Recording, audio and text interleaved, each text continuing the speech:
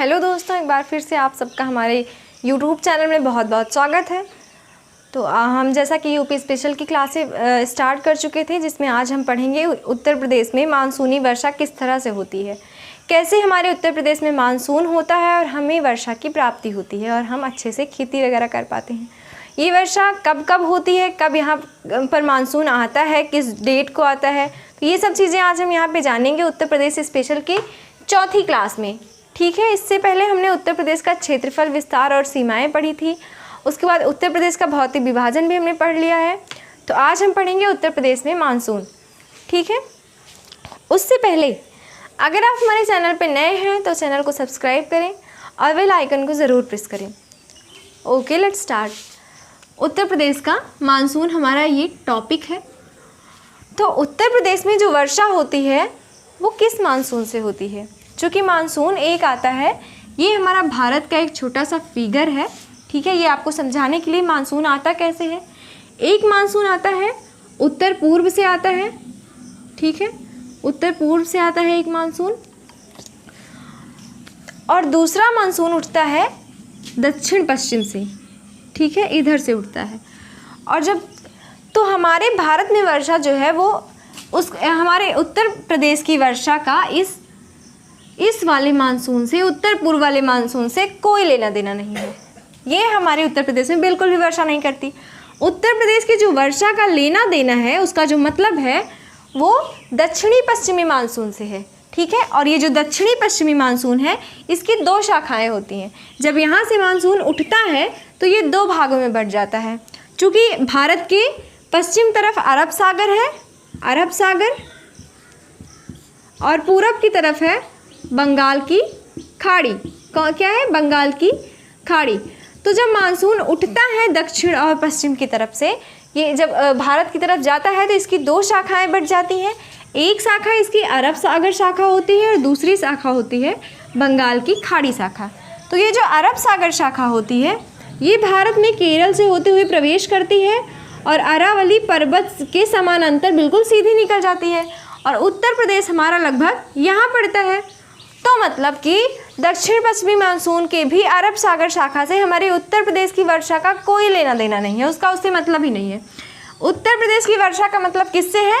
बंगाल की खाड़ी शाखा से। तो अब आपको समझ में आ गया होगा कि उत्तर प्रदेश में जो वर्षा होती है वो किस मानसून के चलते होती है।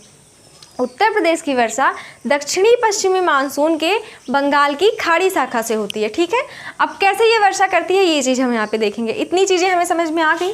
अब जब बंगाल की खाड़ी शाखा बंगाल की खाड़ी से होते हुए जाती है, तो चूँकि यहाँ पर भी हिमालय पर्वत वगैरह है और यहाँ पर शिलांग का पठार है, तो इसके पहले ही यहाँ पश्चिम बंगाल से होती हुई ये भारत में प्रवेश करती है। कहाँ प्रवेश करती है? ये उत्तर भारत में प्रवेश करती है।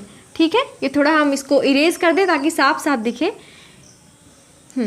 ये मानसून उत्तर भारत में प्रवेश करता है पश्चिम बंगाल से होता हुआ। ठीक है, ये पूरी नमी बटोरता है बंगाल की खाड़ी से, उसके बाद जाता है तो यहाँ पर कोलकाता में वर्षा होती है। ठीक है, पश्चिम बंगाल में, फिर बिहार में होती है, फिर धीरे धीरे उत्तर प्रदेश में होती है। अब इसी चीज़ को हम उठाकर यहाँ ले आए हैं। अब इस चीज़ को हम थोड़ा विस्तार से अपने उत्तर प्रदेश में जानेंगे। ठीक है, ये बंगाल की खाड़ी शाखा है जो पश्चिम बंगाल और बिहार से होते हुए उत्तर प्रदेश में प्रवेश कर रही है।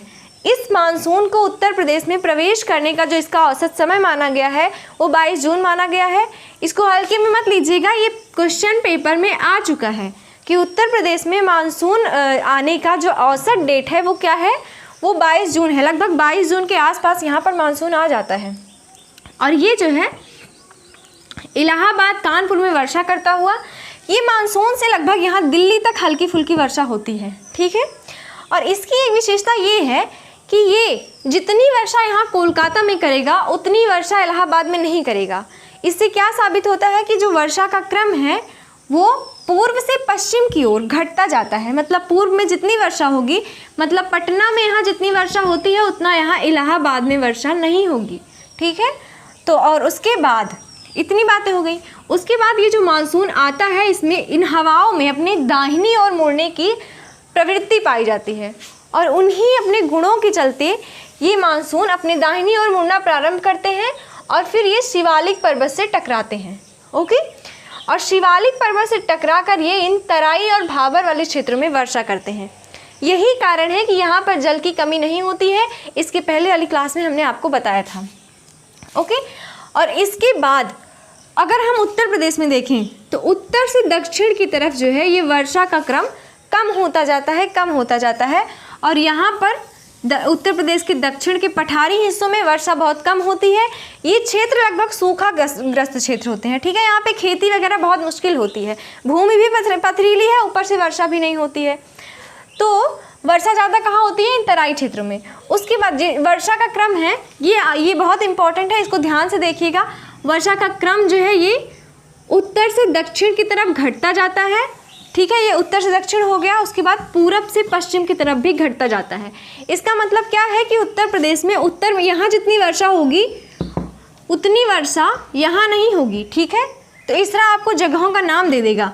यहाँ पे एक जिला दे देगा श्रावस्ती जिला या फिर पीलीभीत जिला, कहेगा पीलीभीत जिला, उसके बाद यहाँ इलाहाबाद, उसके बाद यहाँ ललितपुर। तीनों में सबसे ज़्यादा वर्षा या सबसे कम वर्षा कहाँ होती है?